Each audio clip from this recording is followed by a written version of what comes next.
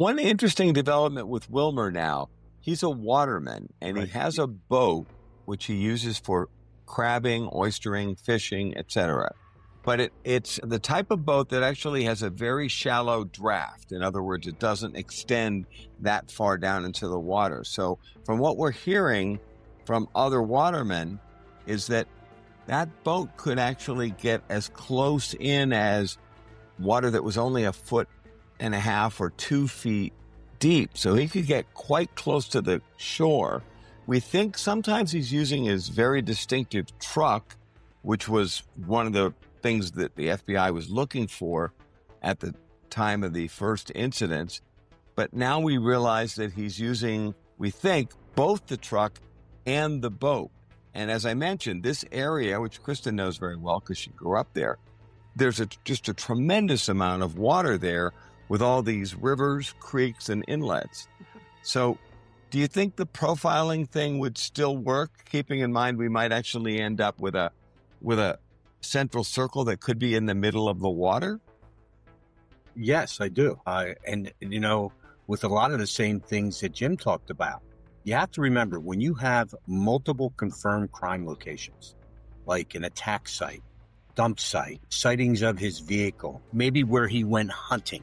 When you have that's giving you a pattern of movements, and that can point investigators to look for locations that have often been overlooked, like where he fished, storage sheds, routes between sites maybe. But knowing that he had ties to the waterways and the marina and even his vehicle, I think that helps refine about his comfort zone and his mobility.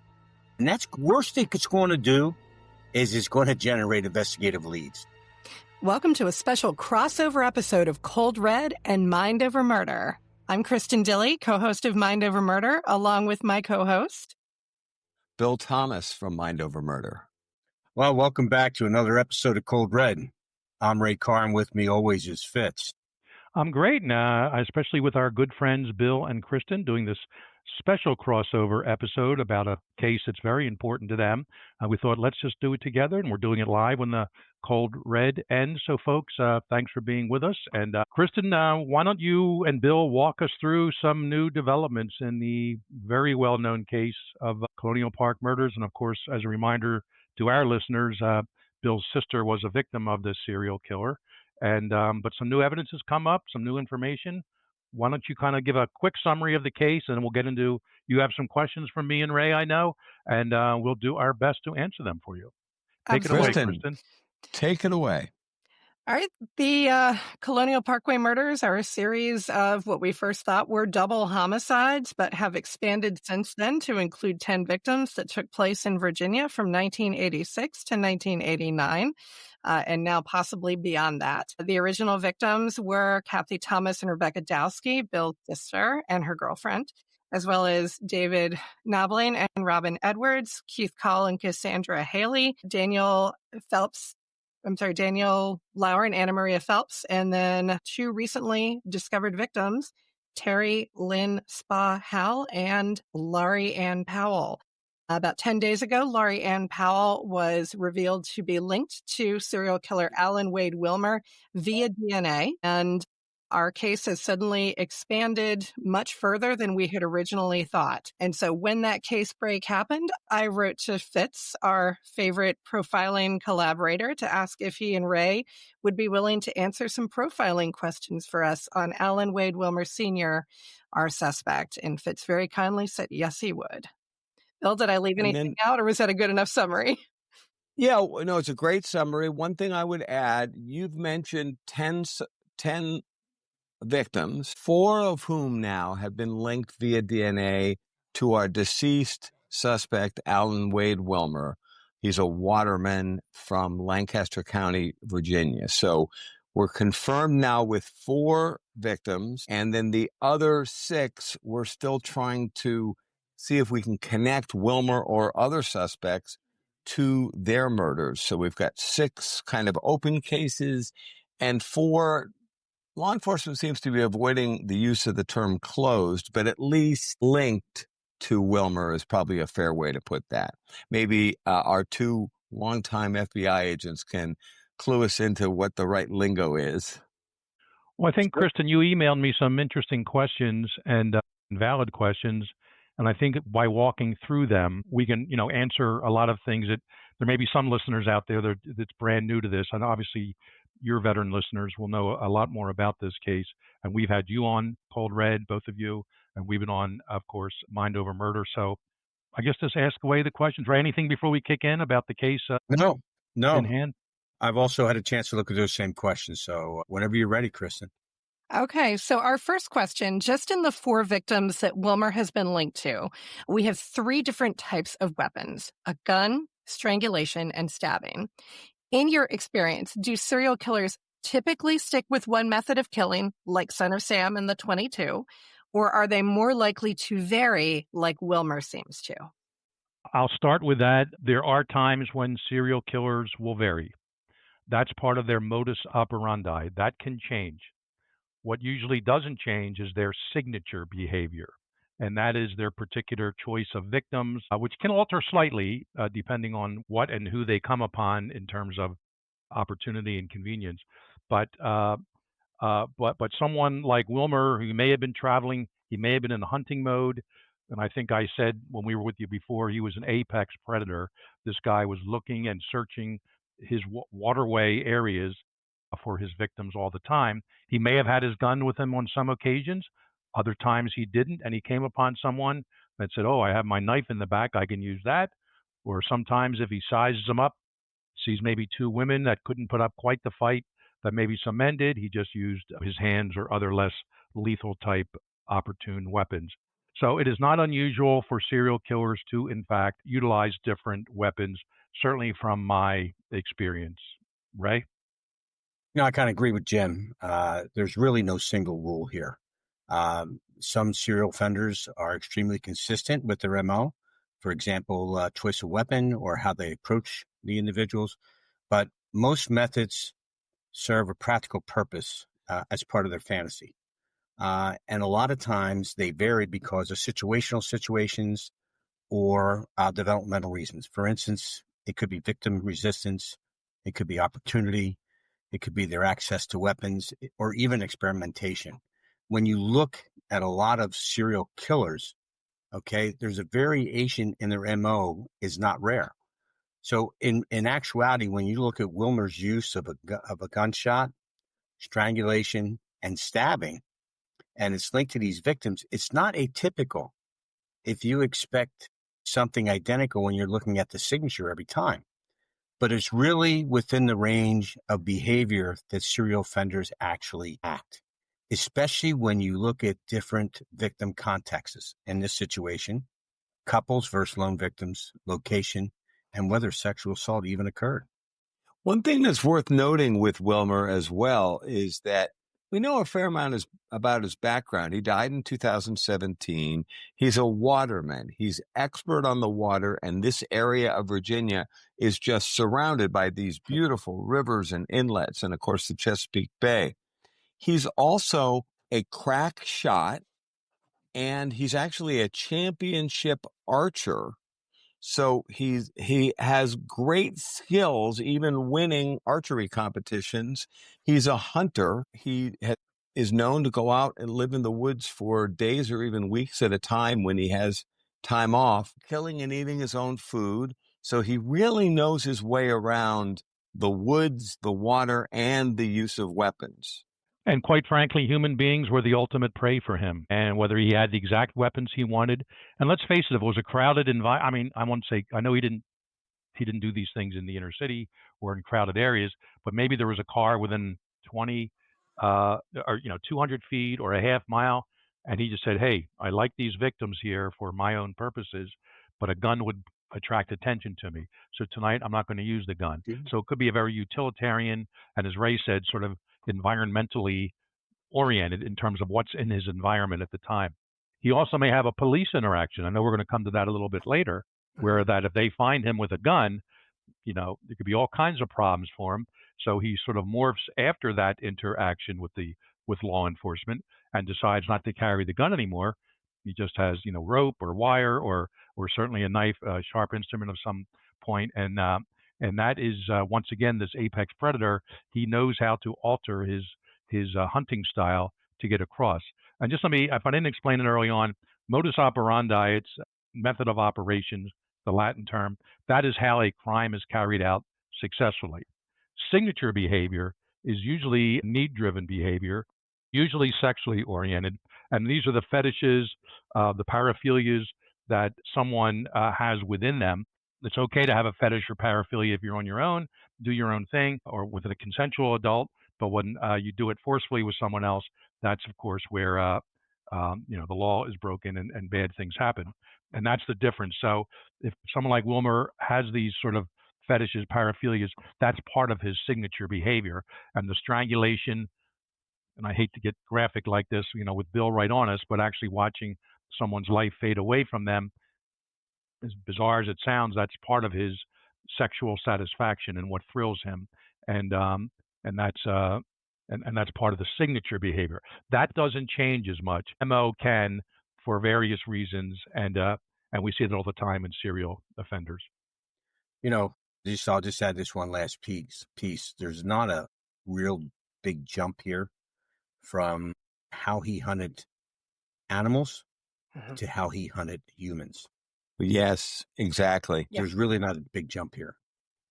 I just returned from Virginia and I was with Kristen and we met with several new people who have potentially some very interesting leads. But one of the things that we talked about, Kristen and I, was that this almost begins to feel like hunting behavior, like we would think of, like you're saying, Ray, hunting animals, but this might be people as prey. I know it's very disturbing for me and probably for Kristen too, but it is something that it sort of bubbled up in conversation over the weekend, meeting with these folks.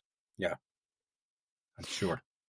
One of the things that's been interesting is watching sort of the evolution of this case as more victims have come to light. So like Fitz and Ray, when I first met you, we only had the 8 victims that were part of the Colonial Parkway murders. But in the last 2 years, Terry Lynn Howell has been another confirmed victim, and now Laurie Ann Powell as well.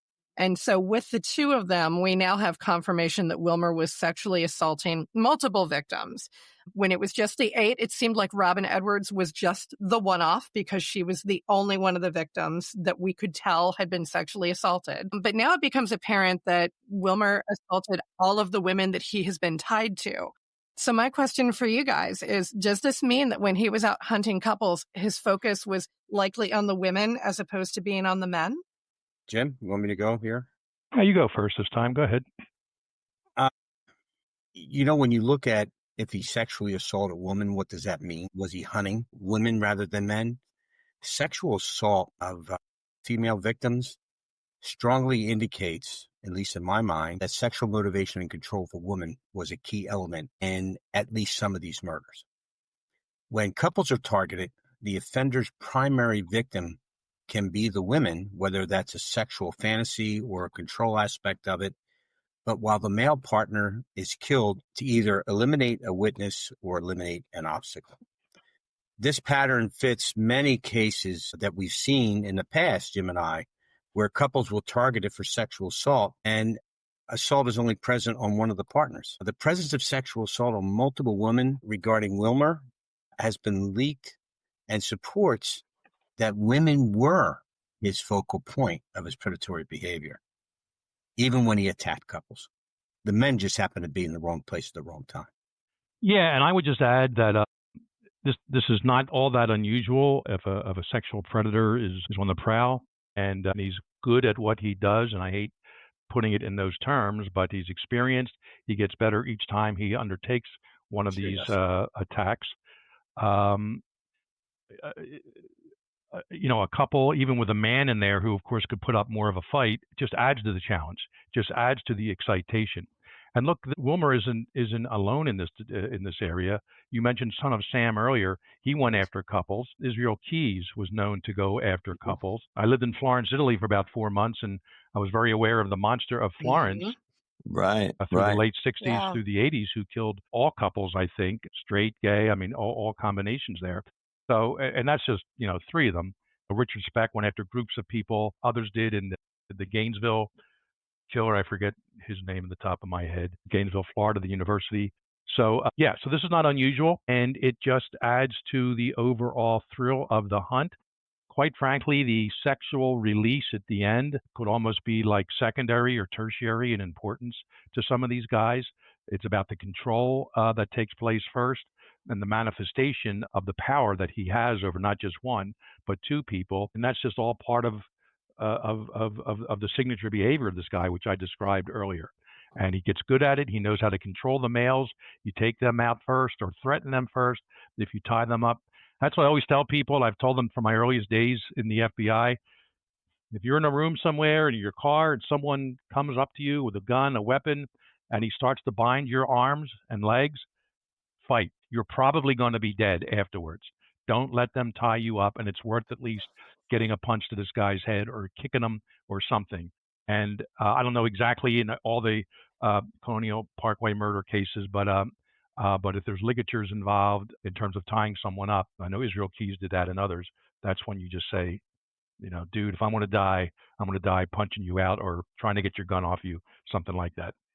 There are ligatures used in some of the Colonial Parkway murders, and I know in Kathy and Becky's incident, which is the first and the only lesbian couple, Kathy really struggled with this man and ended up with hair in her hand, which is shown to be in evidence at autopsy. I still have never gotten a straight answer as to what has happened with the testing of the hair. But there was a struggle in that example, and it does appear that ligatures were used several times in the Colonial Parkway murders. Do you think the gun which shows up with one of the couples, Robin Edwards and David Knobling, were shot, do you think the gun may be used in the early stages to establish control and then it's put aside, or do you think he's varying his techniques? I think, in my estimation, it's very possible he's absolutely varying his techniques, but his initial crime was a lot that he didn't have the confidence to be able to do or what he needed to do. And the gun gave him that confidence. And as he gained confidence, he kind of pulled away from those things. But when you look at the ligatures, I think most of the ligatures, and I don't know, but I would bet that most of the ligatures were used as a control method, especially if you're dealing with two people, rather than as part of the act of what he was doing. But I think as he gained in, and Jim talked about this, the more of these offenses he committed as he went, he became better educated, he became smarter, he became stronger in his ability to do things, became wiser.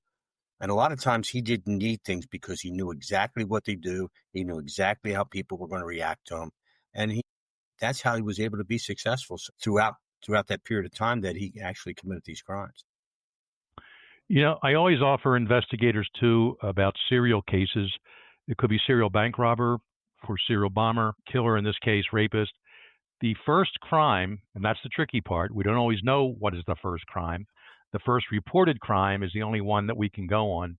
That is where most of the evidence and most of the behavior will be closest linked to the offender. But geographically, behaviorally, forensically, that's where the person is. If it is in fact the first offense, that'll tell us most about that individual, the area of familiarity, their comfort zone, not to mention how they go about approaching victims. Are they, smooth talkers like a Bundy? Are they blitzers like it sounds like Wilmer was? And that tells us a lot. And I even helped solve a few serial bank robbery cases by saying, let's go back. All right, you have 10 robberies. Okay, let's go back to the first one. That's where most of your evidence is going to be. It may or not be fingerprints or DNA, but there'll be some other behavioral characteristics. And in many cases, it's the evidence at that scene, a car stop afterwards, traffic ticket or parking ticket that was issued that can help solve that particular case. So yeah, the first offense of any crime, and Ray kind of summarized it nicely, was that's when they're kind of experimenting, trying, and they need to build from there. And whatever works, they only improve upon that. I tell you guys, and I got to tell you something. What Jim said is so freaking true. And I'll tell you that I remember being on the job in the bureau, working a bank robbery case, and this guy had hit 15 times. Wow. We go back, I said, let's go back to the very first robbery. We go back to the very first robbery. He lived 2 blocks from the very first bank robbery. And then as he became confident, he moved away from that initial comfort area that he was in. But most of these guys, when they commit the very first act, they want to make sure that they have an egress and they want to be able to get away with it. Otherwise, why do it? So they're going to make sure they're very comfortable in where they're doing it at. So Jim is so right in that, to be able to look at the very first area that you want to look at there. Great point, Jim. Which actually brings us to my next question. I'm so glad you transitioned to it for me, Ray. Thank you.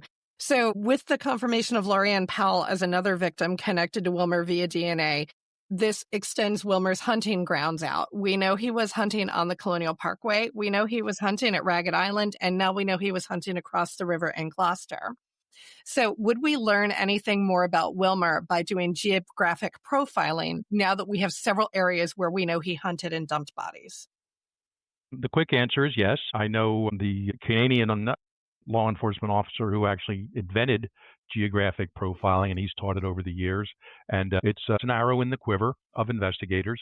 And if you do have 3 or more events that you can pinpoint to certain geographic areas on a map with GPS and getting longitudinal and latitudinal coordinates and all, it's much easier. They really can come up with a very solid central zone that is considered the comfort zone of the offender. It may not be where they're living at the exact time of the offenses, but it certainly could tie into where they work, where they used to live, or have a strong, familial connection to that area. Yeah, so geographic profiling has certainly worked in the past for people I know. And the simple version of it, you can take an old-fashioned compass that you used to have in grade school with a pencil on one end. Oh, yeah. And you just do like a circle, maybe like 3 inches. And every incident you do a circle around it. It's more scientific with the folks who do this full time, but you really just put all those circles together, and then you shade in the spot is a conjunction for all of them. Right. And that's a place where you want to spend some time looking at suspects. And it doesn't mean you can go door to door, but you come up with 10 suspects. One of them lives or used to live in that shaded area. That's who you prioritize at that point in time. So I don't know how it would work out for Wilmer. I don't have all that information here, but and we feel, at this time, it would be a good experiment, if you will, or research for someone who does that kind of work to, in fact, test it out with Wilmer and see if that central area, wherever it is some area that he would be his base of operations, either present or past. One interesting development with Wilmer now, he's a waterman, and he has a boat which he uses for crabbing, oystering, fishing, etc. But it's the type of boat that actually has a very shallow draft. In other words, it doesn't extend that far down into the water. So from what we're hearing from other watermen is that boat could actually get as close in as water that was only 1.5 feet or 2 feet deep. So he could get quite close to the shore. We think sometimes he's using his very distinctive truck, which was one of the things that the FBI was looking for at the time of the first incidents. But now we realize that he's using, we think, both the truck and the boat.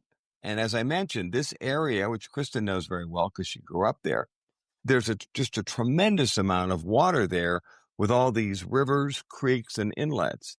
So do you think the profiling thing would still work, keeping in mind we might actually end up with a central circle that could be in the middle of the water? Yes, I do. With a lot of the same things that Jim talked about, you have to remember when you have multiple confirmed crime locations, like an attack site, dump site, sightings of his vehicle, maybe where he went hunting. When you have that's giving you a pattern of movements, and that can point investigators to look for locations that have often been overlooked, like where he fished, storage sheds, routes between sites maybe. But knowing that he had ties to the waterways and the marina and even his vehicle, I think that helps refine about his comfort zone and his mobility. And that's the worst thing it's going to do is it's going to generate investigative leads. It's going to make you come up with witnesses, owners of specific slips, fuel purchases, all these different things. And this is a standard technique that investigators would love to be able to have that information when they use that spatial data point information, because that, I'll tell you, I've seen it work in real life. I've seen it work when you have an abduction of a child, and we use the same type of thing when we look at offenders. It's a little bit different, but it's the same kind of context. And it really, really does bring it home, and it closes it very quickly for investigators. It really does. We're just curious, are there other serial offenders that you're aware of who've used boats to dump bodies? Or is this unique to Wilmer? No, it's The not. mob, I mean, the mob would put people in the water. Who's the guy that killed his pregnant wife in California? Scott Peterson? Yeah, he used Scott the boat, Pearson. dumped her there. Joe Rifkin. Joe Okay. Rifkin did it. He murdered 17 women, disposed of several of them in the Long Island waterways. Okay. Hudson River and the East River, Jim. Okay. Gary Ridgway, the Green River killer. Mm-hmm. You look at him. Did he have a boat or just put him in the water? He had a boat. He used a Okay. boat, from what I understand. He dumped victims in rivers and even water-filled ravines. You know, if you're if you drive a cement truck for a living and you're Mhm. a serial killer, you're going to put your bodies in a fresh hole where the cement goes on top. Right. If you're a grave digger, and we've known cases you sneak a body in, you know, before the casket goes in the next day, and that's one way, if you're a serial killer, of getting rid of that body. If you own a wood chipping business, I'm not going to get graphic. Right. Eesh. Kristen's holding her mouth like she's ready to. I'm following close You've behind seen her. the movie. Yeah. Yeah. So the bottom line is, what is convenient for you in terms of any sort of method of disposing of a body, Okay. you will utilize. And this guy had a boat, and he took it, and that was an easy way for him to do that. And you know, it always helps in committing a crime. It's one thing killing someone, leaving the body there. Everyone then knows it's a murder. If you can somehow dispose of a body and dispose of it well, then could it just be a missing person? And of course, that's always a possibility. And then you have no forensic evidence at the scene of the body. So that's always the ideal way to do it. And I think everyone has that on their mind. And there's been studies: is it a shallow grave? Is it a deep grave? The shallower the grave, or the farther away it is from where the person was abducted or where they live, could be a clue whether the offender knew the victim. And there's all kinds of research going on there. But before we go away from this, I just want to give a shout out to Kim Rossmo.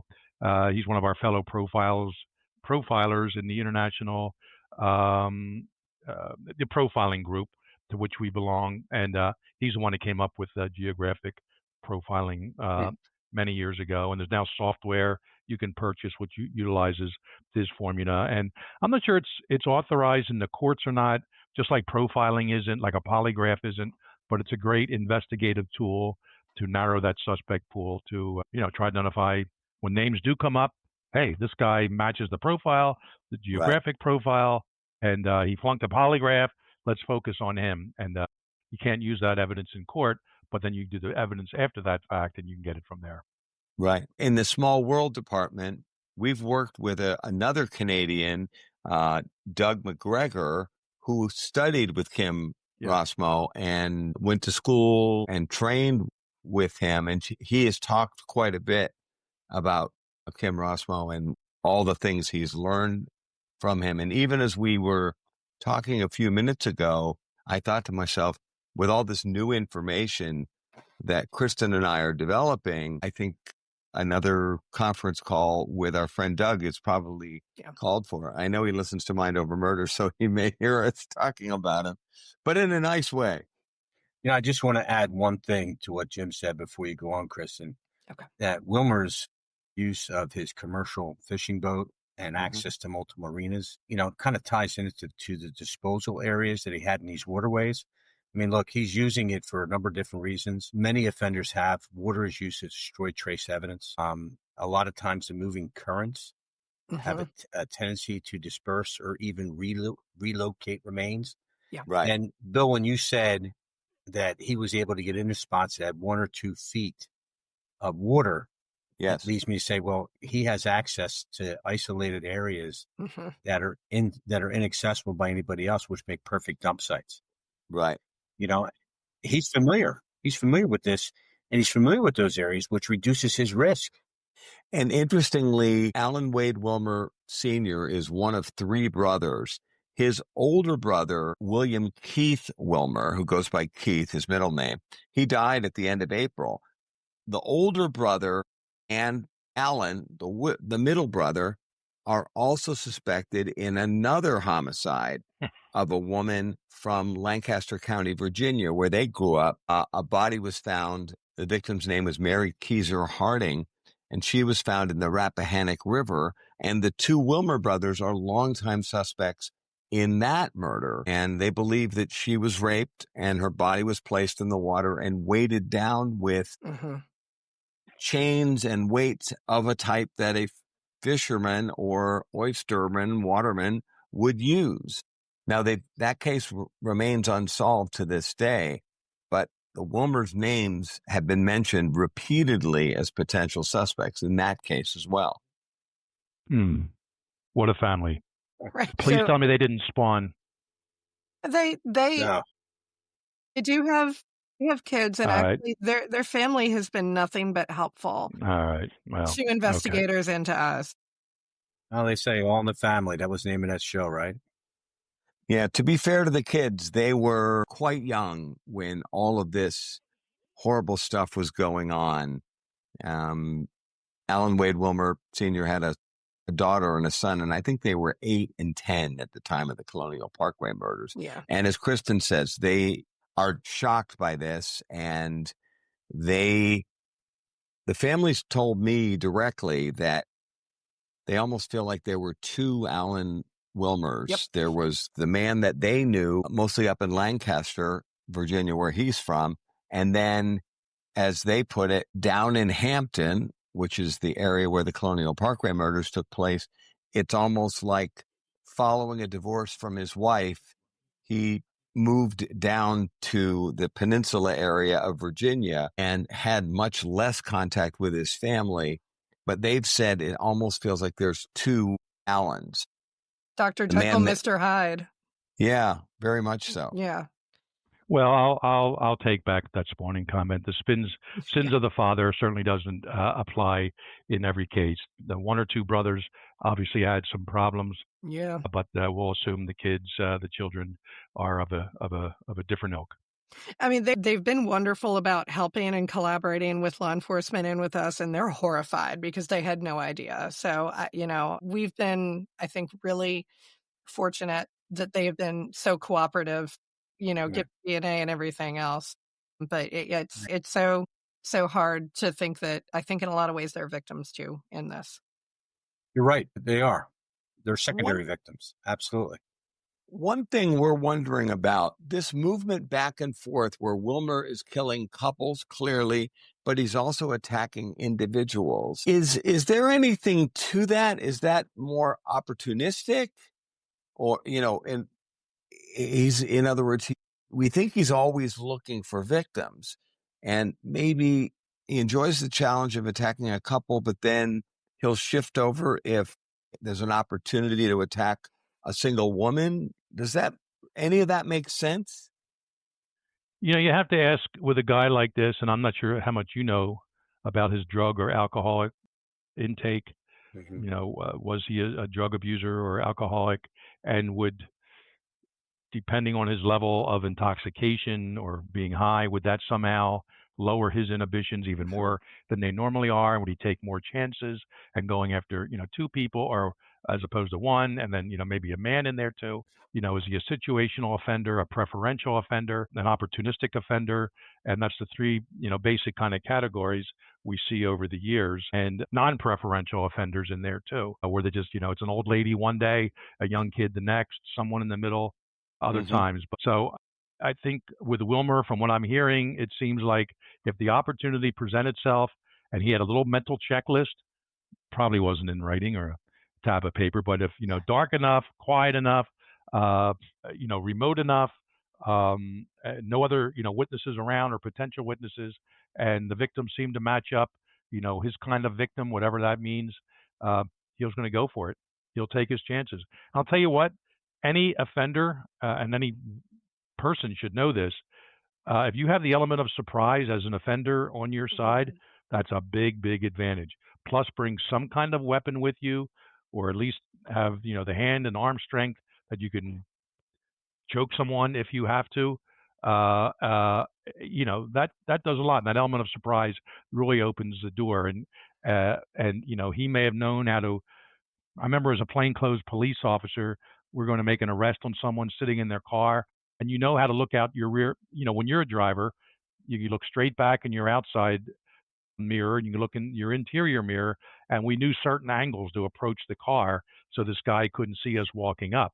I guarantee you, as Wilmer progressed, as he evolved, he knew, and I know it was dark and they may be doing something else in the car at the time, but he still would know how to approach that car, most likely from behind at just the right angle, and whether he would open the door, smash it in, however he would get in, pretend he's someone else, he's lost. I don't know exactly what means he would use to get into these cars and access these victims, but it could just depend. And he was, no one's saying he's a dumb guy. Well, I don't know what his educational level was, but he certainly had hunting smarts and street smarts, if you will, even if applied into a more rural or a wooded or even aquatic area. And he just knew how to succeed. He was one of the best at what he did, and I hate paying anyone a compliment like this, but we have to say what it was, and he just got better as he went along too. One of the reasons why Wilmer moved on to the FBI's radar in 1988 was when they were investigating the disappearance of one of these couples. In reaching out to couples that were parking along the Colonial Parkway, which is very beautiful but lonely, no lights, no businesses. It's designed to be this ribbon of beautiful parkland along these rivers. A number of couples said that a man matching Wilmer's description and driving Wilmer's extremely distinctive truck, that's right, was kind of, when you said blitz attack a minute ago, it sounded like that. He would suddenly appear at the window, and he was very aggressive, and he would demand driver's licenses, and he would tell them, "You don't belong here. It's dangerous here. Let me see your driver's license." He wasn't dressed as a cop, but he behaved like a police officer or law enforcement officer would. And many of these couples said they complied. They gave him their driver's licenses. Interestingly, he did not ask for registrations. He only asked for driver's licenses. And they often gave their driver's licenses up to Wilmer. And then he would come back later. Now, obviously, these couples survived. Otherwise, we wouldn't have heard their stories. But this happened multiple times. Do you think he was kind of escalating, taking steps closer to the point where he would actually be willing to engage and hurt these people? Or why would there be so many reports of a similar man driving a similar vehicle, aggressively approaching couples, but then not harming them?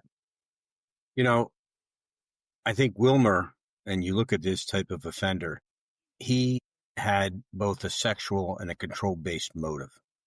I don't believe every single person he came in contact with, he killed. I think there's probably some people early on that were test dummies, and that he did some of those things where you're able to get this information. But you have to understand, when his gear is towards women and he's principally seeking opportunities to access women, and that could be either women that are alone or women that are with a partner. When you target couples, it can also be a pragmatic choice on the part of the offender, on Wilmer's part. Like, you'll go to places like lovers' lanes, which would be something very similar to what you just described. And some offenders, like Jim was talking about, are very selective. They have a preference that's driven, and others are opportunistic. But they all act when the situation matches their needs. And those names can be the time, the location, the victim, and the vulnerability of that victim. The pattern that you kind of talked about, the couples and individuals with the sexual assaults concentrated on women, suggests a core sexual / control motivation, Right. combined with opportunistic selections in this. I'm taking notes frantically here. And I do remember, I have read, of course, enough about this case in our earlier conversations. Thanks for reminding me, though, of him being, faux police officer here, or right, some kind of, ranger or whatever he was pretending to be. But yeah, he's sizing these people up. That's a whole control thing right there too. Yeah. Even if he's not, following through and, actually abducting these people or holding them, in his possession and then killing them. But that was and who knows what he did afterwards in the privacy of his truck.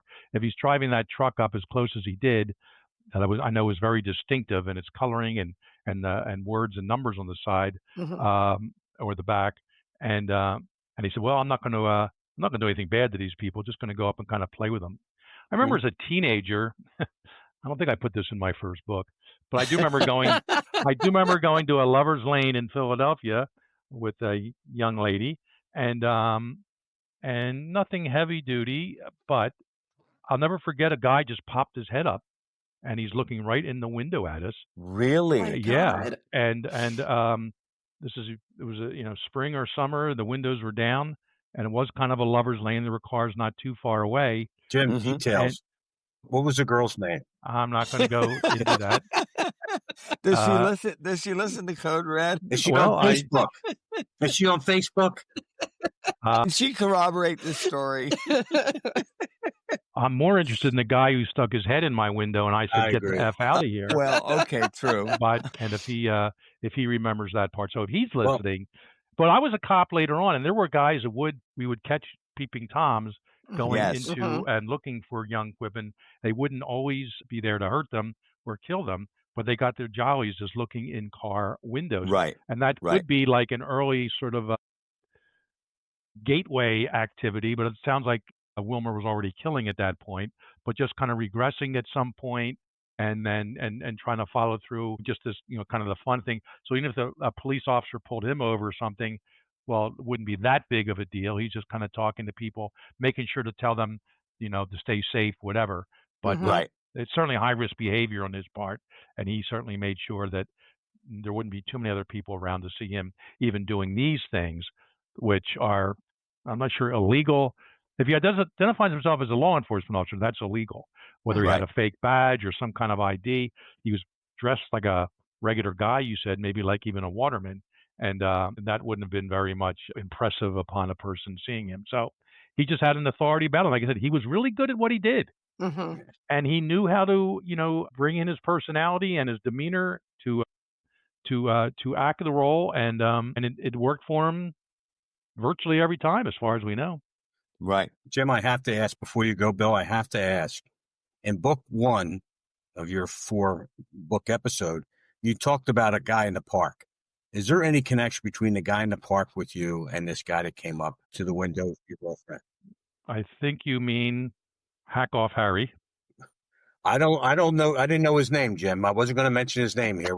I thought you didn't want to mention names. If you're going to mention his name, you got to give us the girlfriend's name.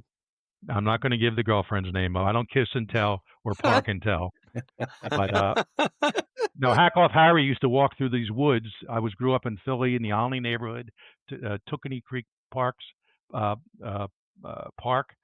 and it was an urban area, but a couple acres of woods. And we heard this rumor about this guy that walked around naked. I was there with my 2 buddies, and we're like 11 and 12, and it was like the last day of school, afterwards. And here comes this naked guy. Hey, what are you guys doing? And we kind of look at each other, huh?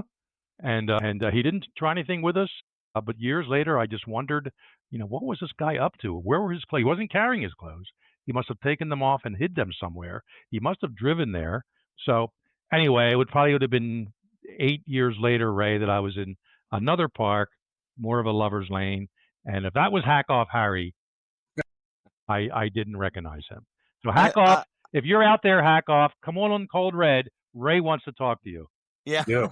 I love the naked guy challenging the three kids. Yeah, What are you doing here? And he's yeah. standing there nude. Well, then at one point he said, I bet you I'm bigger than you guys. And like he was like a 30 to 35-year-old guy, and he probably was back then. We didn't really care, and we weren't about to show him or test him. But finally, he just walked away. But I know I had a stick in my hand. If he was going to come at me, and my buddies they had like a rock they picked up, but he stayed like 10 feet away, walked around naked, and then just took off. So that was a Wow. weirder element of my life. And Ray, thanks for bringing that up. It was in my book. And what the hell does it mean? Did it want? And now I got involved in investigating these guys later on. And whoever knows if that was a gateway offense for how he was affectionately known, Hack Off Harry, but Wow. we never actually saw him hacking off, and I'm using air quotes.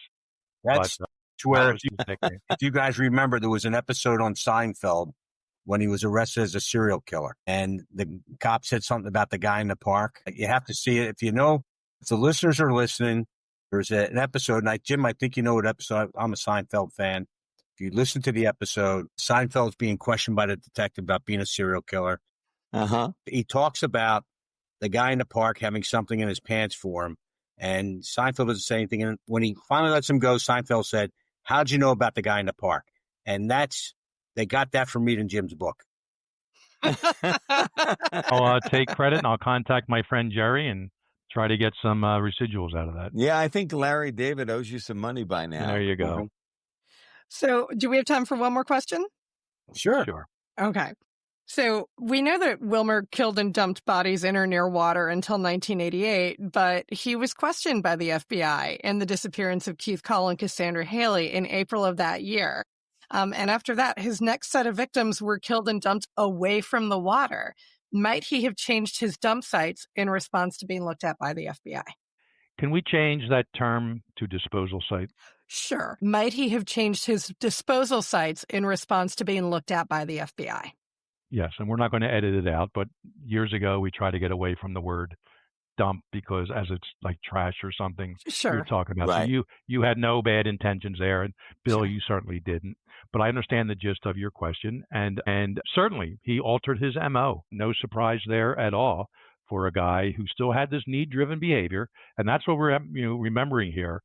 Most of us, the four of us on this crossover podcast, and certainly the audience, we all have need-driven behaviors.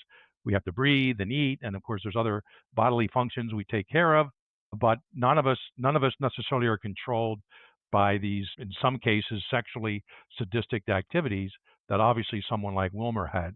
So the FBI talked to him. He obviously didn't feel all that concerned, all that scared. He didn't think they had enough on him. And he said, all right, well, they think I'm this guy. They think the body's here. Well, I'm going to alter my MO. His signature didn't change all that much, I'm sure. He still had that behavioral activity with these women and what he did with them and to them. But it wasn't all that hard for him to say, you know what? I'm smarter than these FBI guys. I'm just going to move from zone A to over here to zone B or C or D, whatever he calls it. And I'm still going to do my thing. And they're not going to put two and two together. So that doesn't surprise me at all. A guy who has this many kills and rapes under his belt, he couldn't just stop with a warning. Ted Kaczynski, his composite sketch went out after his I think 10th bombing, and he went dark for 7 years. I mean, we didn't know his name back then. It was the Unabomber. And then all of a sudden he comes back with a vengeance in 93. Right. So his signature behavior didn't change. He still wanted to send these bombs to these representative targets, but his MO altered where he took 7 years off. And the bombs actually, with that 7 years of rest, they were even stronger and more lethal after the fact. So BTK took time off. It looks like he was going to come back and maybe do some more killings, but he made a mistake with a computer disk, whatever, that the police could read some information on it. So yeah, these guys take time off, or they can alter their behavior to, in fact, successfully commit their crimes. Jim's right. And a case even closer to both Jim and I than any other ones he's talked about was about a bank robber, Carl Gugasian. And I wrote a book on it. Jim and I worked the case together. And Gugasian we believe was involved in shooting a police officer in 1982. Wow. And bank robbery stopped for 6 years. And then they began back up in 88. And when we asked Gagosian why he did it, he says, I just needed a break. I got tired. But it just so happened they stopped right when the police officer was killed. The police officer was shot. He wasn't killed. Oh, so the officer survived. He survived for about 38 years and he died. And then they claimed his death to be a homicide 38 years later as a result of the bullet that was lodged in the carotid artery. Wow. It was up in Columbia, Pennsylvania. And, they believed that he was tied into it, but they were never able to tie him in with any forensic evidence. And he's denied it the whole time. But Jim and I both feel pretty confident about that. But, it's well documented. Like what we were telling you about, these type of offenders that switch tactics, they move their sights further from their prior sites. They change vehicles. They change disposal methods. They take greater precautions. Bill, help me with this. Was Wilmer surveilled and searched in 1988? Yes, he was extensively. They searched his home, his truck. They found a lot of evidence that they thought they were going to be able to tie him into the murders, but for whatever reason, after receiving 2 polygraphs, he passed one and one was inconclusive. But I even tracked down the retired polygraph examiner. He told me flat out, we should have never let that guy go. So they were really, really close. And the 2 agents whom my father knew that were working the case, they were convinced they had the right guy. Ultimately, he slipped through their hands. Well, it's not unusual for someone that has been searched, interviewed, as you just said, to change the sequence along what they're doing. But I think it's important for us also to be cautious when we talk about the sequence, because there could be other factors too. And I don't want to exclude those factors. Sometimes opportunity, sometimes the fantasy of the offender could be evolving, and sometimes it's just logistics. But a lot of times when you are contacted by law enforcement, it's a plausible trigger for a tactical shift in what you're doing. Absolutely. Right. And psychologically, how these people think, what better way to prove you're not the killer than after being confronted by police, FBI, law enforcement, to go out and commit yet another crime? Right. Because you were going to be thinking, they get FBI, hey, you guys just talked to me, last week, last month, a year ago. Right. I would, why would you think I would go out and do that? That was almost like a plausible deniability they could add in there. And even the FBI themselves, I can almost see, boy, another murder, Ray, but we talked to that guy just, 6 months ago. Do you really think? And I don't know if he would do that or not. You'd still have to keep them in the suspect pool naturally, but apparently at least he wasn't in this particular case. And some missed opportunities here, including, Bill, what you said about the polygraph examiner and how they could have pushed that a little bit more with this guy. But, again, we said this the last, a year or two ago when we were on with you about Wilmer, whatever you want to say about his education and his cultural upbringing, all that stuff, maybe lacking. But, boy, he had a sense of survival. Yeah. He had a sense of street smarts, wood smarts, if you want to call them, or, waterfront smarts. And he just knew how to succeed. And you hate giving compliments. I think he knew how to succeed in that environment.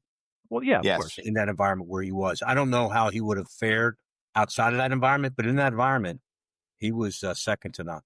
I agree with you. Right, he was. And you put him in the middle of Brooklyn or south side of Chicago, he wouldn't do very well. I'm just saying, as a serial killer. In this was his hunting ground, and he knew left from right and up from down. And he knew his victims in terms of, who were the likely ones with whom he could succeed in killing and assaulting otherwise. And that's his legacy. And he was a tough guy to catch during his lifetime. And thank goodness for the advent of DNA analysis over the last, 20, 25 years, that we could start really closing these cases and giving some sort of closure to family members such as Bill. And I know he was on the radar even before that, but now we have some conclusive information here. But yeah, this guy knew what he was doing and how to do it. Bill, I have one question for you and Kristen. I know you said that, Wilmer's been dead for the last 8 years, 2017. What about his brothers? Are either of them alive? They're both dead. One brother, the older brother, Keith, that we mentioned earlier, he died at the end of April 2025. Oddly, they had a younger brother, Timothy, who died, and we've had a real hard time pinning this down. He died under kind of mysterious circumstances. It may have been a suicide almost a year to the day after the middle brother, Alan, our suspect, died. Alan Wade Wilmer Sr. died of natural causes, and at his home up in Lancaster County, he was kind of estranged from his family. His body wasn't found for about a month. Interestingly, his younger brother died, we think, of a suicide almost exactly a year to the day. So all three brothers, Keith the oldest, Alan, and then Timothy, Tim, are all gone now. And they took a lot of information with them to the grave with them, no doubt. I Without question. Yeah. I did. Well, thank you you want both. to steer to a close? Yeah, thank you I'm both sorry. so much. I'm sorry, Kristen. Go ahead. Thank you both so much for helping us out with this. We love being able to put these questions to people that we know will help us get answers, especially because our current case agents are being a little less than forthcoming with information. So we're glad to have two former FBI guys who are willing to talk to us and help us kind of sort these things out for ourselves. We really appreciate the both of you. Thank you so much. You're welcome. Well, you're welcome, and I will say thank you for appearing on this live episode of Cold Red, and it'll be recorded versions will be out there too. So I'll sign us out and just say, everyone, thanks for listening. Like and subscribe to both podcasts, Mind Over Murder and Cold Red, and send us comments if you'd like. And thanks to our producers, Matt McLaughlin, Matt Robinson, our music producer, Rick Schilling, who I'll be having Thanksgiving dinner with tomorrow. And tune in next time for Mind Over Murder, but also Cold Red. Take care, everyone. See you next time.